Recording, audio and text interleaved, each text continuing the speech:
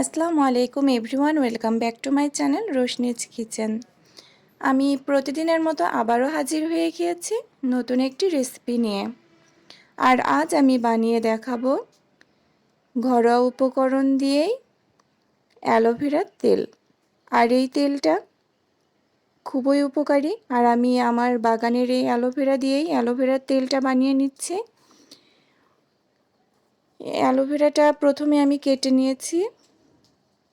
আর শুধুমাত্র যে অ্যালোভেরার তেলটা শুধু চুলে দেওয়া যাবে এমন কোনো কথা নেই।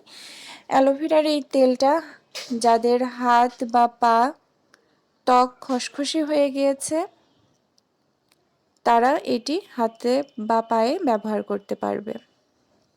প্রথমে আমি অ্যালোভেরার যে কালো অংশগুলো সেগুলো কেটে নিচ্ছি ছোট ছোট পিস করে।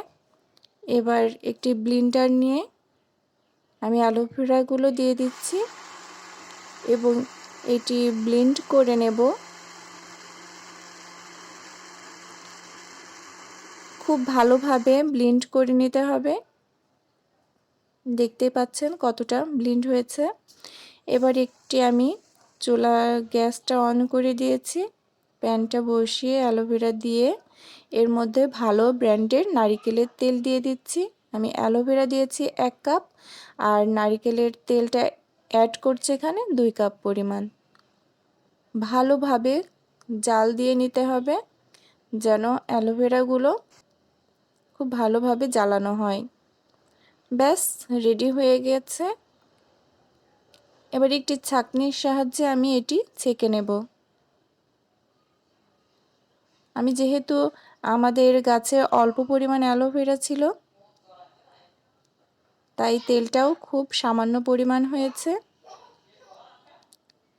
আর অ্যালোভেরার তেলটা খুবই উপকারী একটি তেল।